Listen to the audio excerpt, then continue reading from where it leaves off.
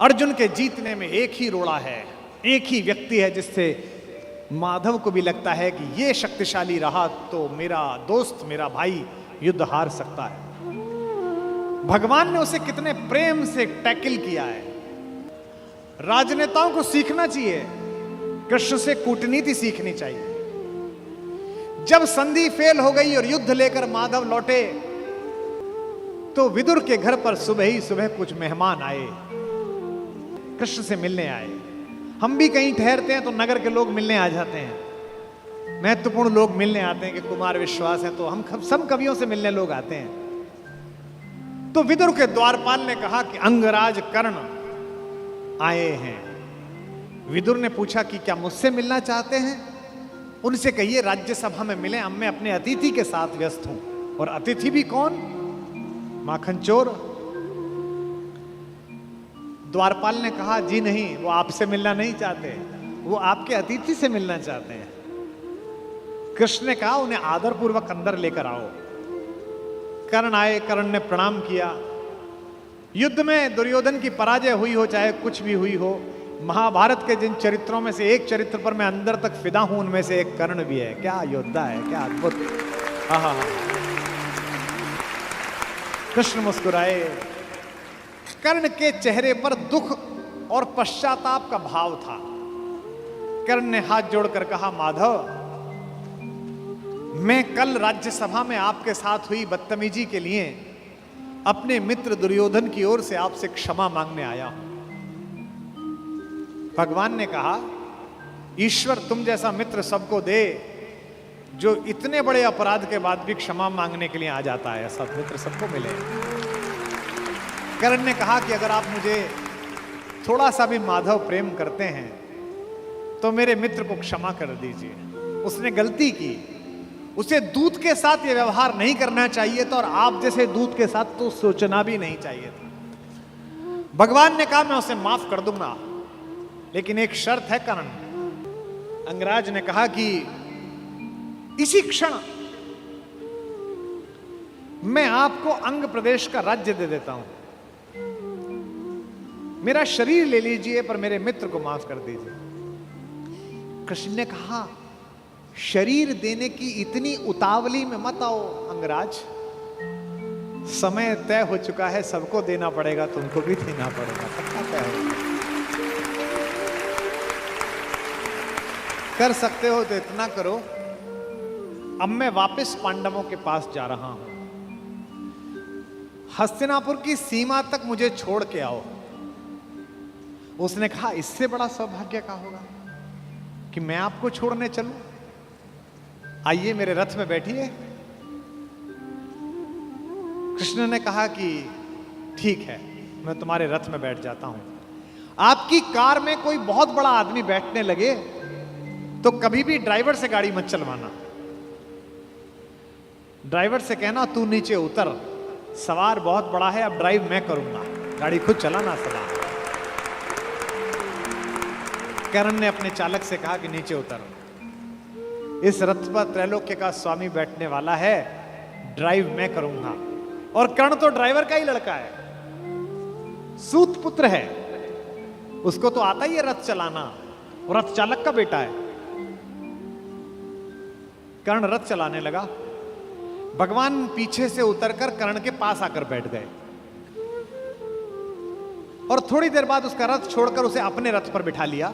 वहां भी वही रथ चलाने लगा। अब भगवान ने उससे बातचीत शुरू की। देखिए कितने बड़े कूटनीतिज्ञ हैं ये कन्हैया, दिखते भोले हैं लेकिन परम चालू। इनको पता था कि एक ये आदमी है जो फजीता करेगा, इसका मनोबल तोड़ो। पहली बार कर्ण को यह पता चला जो भेद उन्होंने बताया। हरि बड़े प्रेम से कर धर कर ले चढ़े उसे अपने रथ पर। रथ चला परस्पर बात चली, शमदम की टेढ़ी घात चली। शीतल हो हरि ने कहा हाय, अब शेष नहीं कोई उपाय। कर्ण अब कुछ बचा नहीं, हो विवश हमें धनु धरना है। अब तो हमें यह धनुष उठाना पड़ेगा, क्षत्रिय समूह को मरना है। मैंने कितना कुछ कहा नहीं, विषबाण कहां तक सहा नहीं, पर दुर्योधन मतवाला है, कुछ नहीं समझने वाला है। चाहिए उसे बस रण केवल, सारी धरती की मरण केवल। ये जो अहंकार है कि मैं कुछ नहीं दूंगा, क्या बोला दुर्योधन 5 गांव माने पे? सूच्यग्रम नैव दास्यामि बुना युद्धे न केशव। हे केशव, तुम 5 गांव मांगते हो, मैं सुई की नोक के बराबर भी जमीन नहीं दूंगा। हे वीर तुम ही बोलो अकाम। बिना पार्शल हुए बोलना। कर्ण से पूछ रहे हैं, क्या वस्तु बड़ी थी 5 ग्राम? 5 गांव ही तो मांगे थे। वह भी कौरव को भारी है, मत गई मूढ़ की मारी है। दुर्योधन को बोधूं कैसे, इस रण को अवरोधूं कैसे? सोचो क्या दृश्य विकट होगा, रण में जब काल प्रकट होगा। बाहर शोणित की तप्त धार, भीतर विधवाओं की पुकार। निशस्त्र विशस्त्र बिल्लाएंगे, बच्चे अनाथ हो जाएंगे। चिंता में क्या और करूं, शांति को छिपा किस ओट धरूं। सब राह बंद मेरे जाने, अब पासा फेंका। पहले तो माहौल बनाया कि तुम सब मरोगे बेटा, तू भी मरेगा और तेरा यार भी। एक तरीका है बचने का, सब राह बंद मेरे जाने। हां एक बात है, यदि तू माने, देखो कैसे फुसला रहे हैं, तो शांति नहीं जल सकती है, समरागनी अभी टल सकती है। पा तुझे धन्य है दुर्योधन, तू एकमात्र उसका जीवन, तेरे बल की है आस उसे, तुझसे जय का विश्वास तुझे। तू संग ने उसका छोड़ेगा, वह क्यों रण से मुंह मोड़ेगा। जब तक तू उसके साथ है वो लड़ाई नहीं छोड़ सकता। बस ऐसा कर, तू उसे छोड़ दे।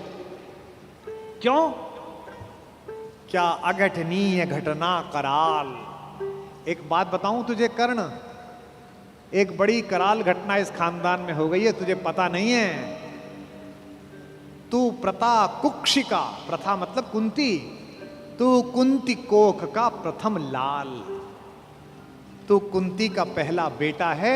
ये पहली बार कर्ण को स्वयं भगवान श्री कृष्ण ने बताया है, सबसे पहली बार। अच्छा ये बात पहले भी बता सकते थे कभी, कर्ण तो रोज मिलता था। जब 14 साल का वनवास था तब बता देते, नहीं। अगर तुरुप का इक्का आ जाए तो शुरू में मत फेंको, बचा के रखो, फाइनल टेबल पे काम आएगा। अब कर्ण को बता रहे हैं कि तू तो कुंती का लड़का है, पनसूत अनादर सहता है, कौरव के दल में रहता है, किस्मत के फेरे में पड़कर का प्रेम सदा बसा दुश्मन के घर, निज बंधु मानता है, पर को कहता है शत्रु सहोदर को। पर इसमें दोष न तेरा है, तेरा कोई दोष नहीं है। अब कहा मान इतना मेरा, अब इतनी मान, चल होकर संग अभी मेरे, जहां 5 भ्राता तेरे। कहते हैं एक काम कर, अब मेरे रथ पे से उतरी मत, अब मैं हाँक रहा हूं और सीधा वहीं जाकर रुकेगा जहां तेरे 5 भाई हैं। जिसको जिंदगी में किसी ने भाई नहीं कहा, जो मां की एक पुकार के लिए जीवन भर तरसा है, उसको जिंदगी का सबसे बड़ा प्रलोभन दे रहा है हमारा कान्हा। क्या कह रहा है? बिछुड़े भाई मिल जाएंगे, सब मिलकर मोद मनाएंगे। कुंती का त्यों ही परम तने ज्येष्ठ, बल बुद्धिशील में परम श्रेष्ठ। और क्या करेगा? पद त्राण भीम पहनाएगा, भीम तेरे को चप्पल पहनाएगा। कैसे कैसे लालच है, कैबिनेट मिलेगी,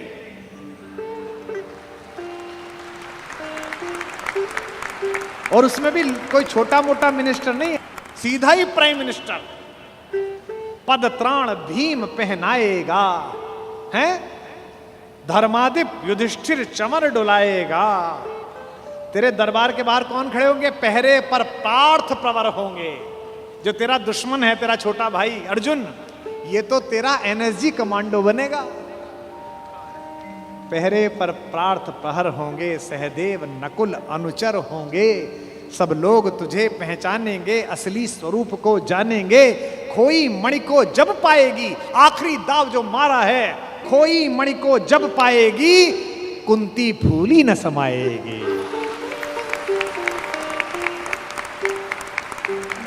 क्या लालच है, क्या लालच है। आहा हा हा। कुरुराज स्वयं झुक जाएगा, संसार बड़े सुख में होगा। कोई न कहीं दुख में होगा। सब गीत खुशी के गाएंगे, तेरा सौभाग्य मनाएंगे। और आखिरी में ऐसी बात कहता है, और कौन दुनिया को जो देता है वो भीख मांग रहा है। मेरे कन्हैया को पृथ्वी की आग टालने के लिए भीख मांगनी पड़ी। कुरुराज समर्पण करता हूं, पूरा राज्य कुरुराज समर्पण करता हूं, साम्राज्य समर्पण करता हूं। यश मुकुट मान सिंहासन ले, बस एक भीख मुझको दे दे। कौरव का तज रण शोक सखे, भूखा भावी हर शोक सखे। ये तो कन्हैया हैं जो इतनी स्ट्रेटेजी अपनाते हैं। किस लिए? देखो, ये बड़ा गहरा गणित है, इसको समझो। इस दाव को चलने में कृष्ण का कोई नुकसान नहीं है। अगर कर्ण इधर आ जाता तो महाभारत समाप्त हो जाती। और एक ऐसा योद्धा जो सुबह दोपहर शाम इसी बात की कसम खाता था कि अर्जुन को मारना है, इन पांडवों को मारना है, इसके कलेजे में ये बात डाल दो कि ये तेरे भाई हैं, तो जब युद्ध लड़ेगा तो थोड़ा तो हाथ कांपेगा, थोड़ा तो दिल के अंदर कुछ दुख दुख पैदा होगी। शत्रु की मानसिकता को कमजोर करना, शत्रु की मानसिकता पर प्रहार करना, यह काम है। लेकिन कृष्ण की इस कथा में थोड़ा स्मरण कर्ण का भी कर लो कि उस जैसा कोई आदमी भी पैदा नहीं हुआ जो इतनी सारी चीजों को ठुकरा दे और खुल के कह दे, ए ऋणी कर्ण का रोम रोम, जानते सत्य यह सूर्य सोम। तन मन दुर्योधन का है, यह जीवन दुर्योधन का है। और दो पंक्ति जो कही है कर्ण ने, मैं उसकी दृढ़ता को और उसके समर्पण को प्रणाम करता हूं। सुरपुर से भी मुख मोड़ूंगा, केशव मैं उसे न छोड़ूंगा।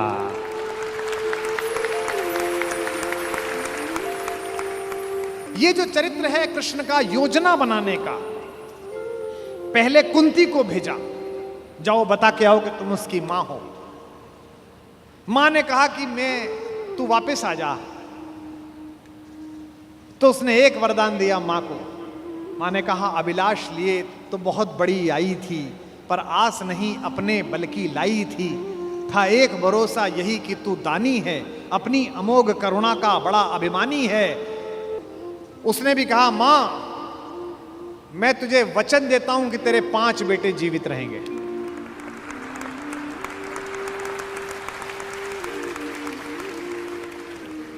इसका मतलब है कि कर्ण ने कहा कि युद्ध के बाद 5 बेटे जीवित रहेंगे। अर्जुन के अलावा किसी पर हथियार नहीं उठाऊंगा। अर्जुन मिलेगा तो छोड़ूंगा नहीं, अर्जुन मर गया तो युद्ध समाप्त करवा दूंगा, तब भी तेरे 5 बेटे जिंदा रहेंगे। खुलकर कहूंगा ये मेरी मां है। और अगर अर्जुन का दाव चल गया मां, तो तुझे पता और मुझे पता कि हम मां बेटे हैं, तेरे 5 बेटे जिंदा रहेंगे। जा मां, मैं तुझे वरदान देता हूं। तू दान दान रही किंतु क्यों माता, पुत्र ही रहेगा सदा जगत में दाता। मैं ही देता रहूंगा। दुनिया तो उससे सदा सभी कुछ लेगी, पर क्या माता भी उसे कभी कुछ देगी। मैं एक कर्ण अतएव मांग लेता हूं, बदले में तुझको 4 कर्ण देता हूं। छोड़ूंगा मैं तो कभी नहीं अर्जुन को, तोड़ूंगा कैसे स्वयं पुरातन प्रण को।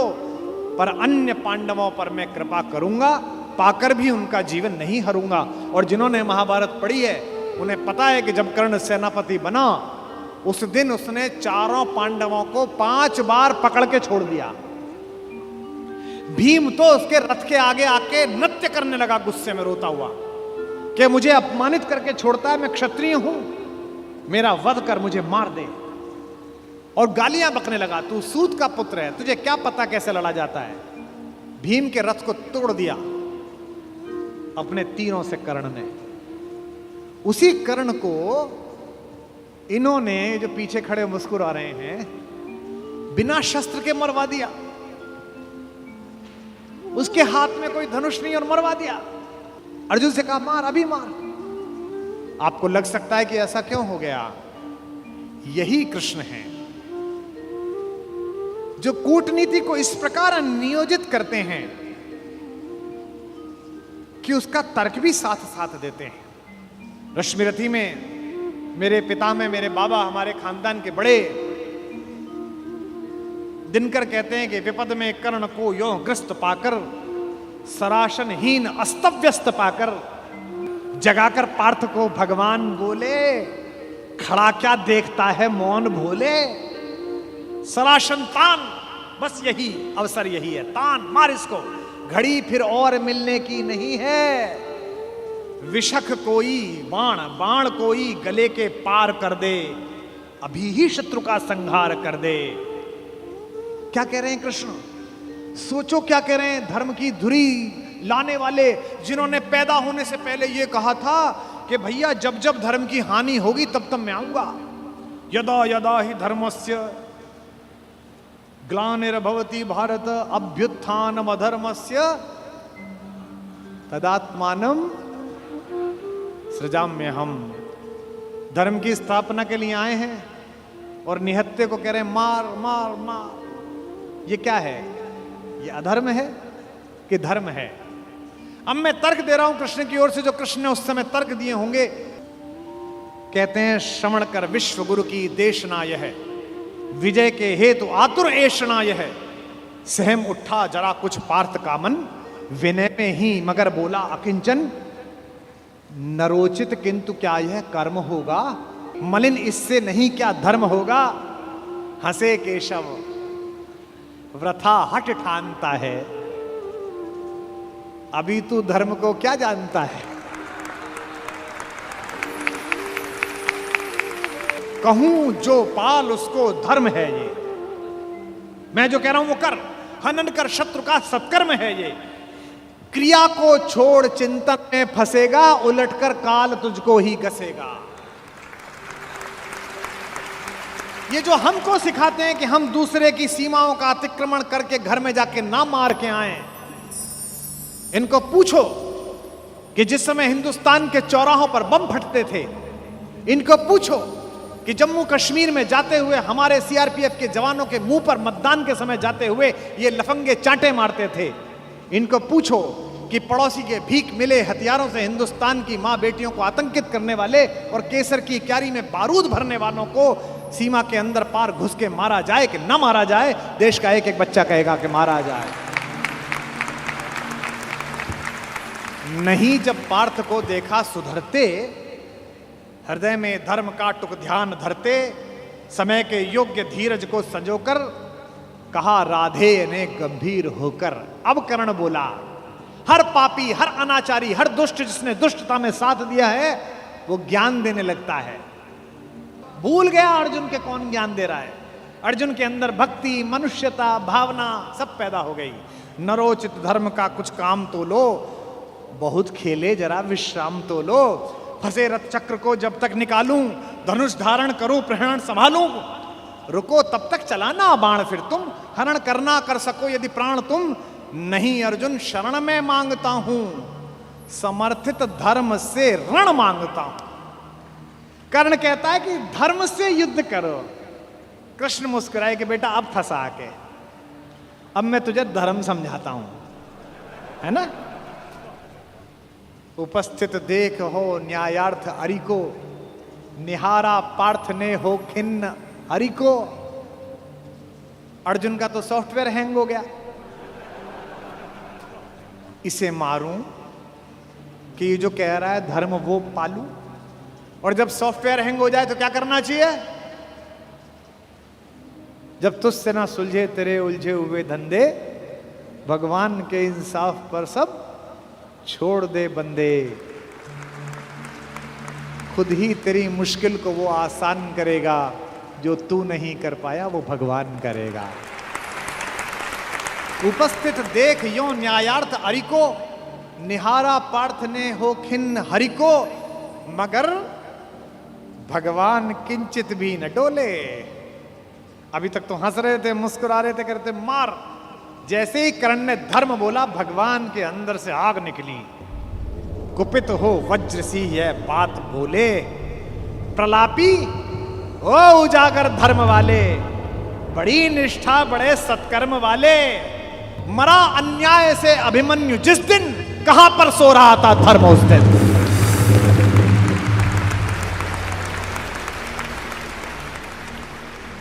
मरा अन्याय से अभिमन्यु जिस दिन, कहां पर सो रहा था धर्म उस दिन। हलाहल भीम को जिस दिन पड़ा था, कहां पर धर्म उस दिन यह धरा था। लगी थी आग जब लाक्षा भवन में, हंसा था धर्म ही क्या तब भुवन में। और एक पंक्ति, बेटे पे आ जाए, पत्नी पे आ जाए और मां पे आ जाए तो खून खोल जाता है। अर्जुन का खून खौला रहे हैं भगवान मेरे। सभा में द्रौपदी की खींच लाके, सुयोधन की उसे दासी बताकर, सुवामा जाति को आदर दिया जो, बहुत सत्कार तुम सबने किया जो। नहीं वह और कुछ सत्कर्म ही था, उजागर शील भूषित धर्म ही था।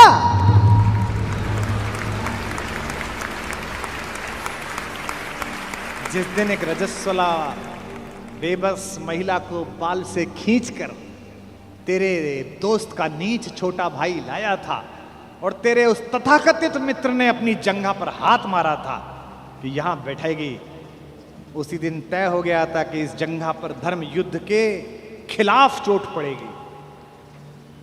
जो युद्ध जानते हैं वो सब जानते हैं, जुए में हार कर धन धाम जिस दिन, हुए पांडव यति नष्काम जिस दिन, चले वनवास को तब धर्म था वह, शकुनियों का नहीं अपकर्म था वह। और कोई अपकर्म नहीं होता।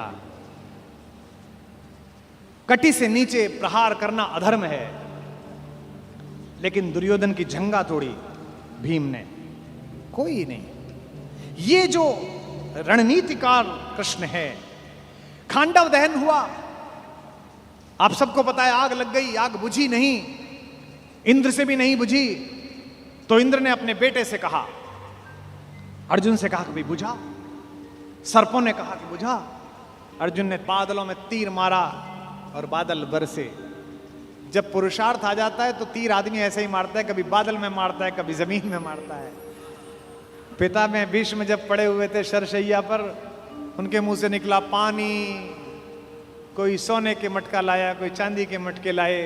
उन्हें अर्जुन की तरफ देखा कि पड़पोते पानी। अर्जुन ने तीर मारा पृथ्वी पे। कुरुक्षेत्र चले जाइए, आज भी आपको मिल जाएगी वो नदी जहां जमीन का स्तर तक, वहां तक तीर गया। और साइंस देखिए तीर की, ड्रिलिंग देखिए कि उतनी ही तेजी से गया और धार उतनी ही आई जो पिता में भीष्म के होठों तक आई। आज भी अर्जुन के तीर से निकली हुई इस नदी को हमारे उत्तर भारत में बाण गंगा कहा जाता है। कभी दर्शन करके आइए उस नदी।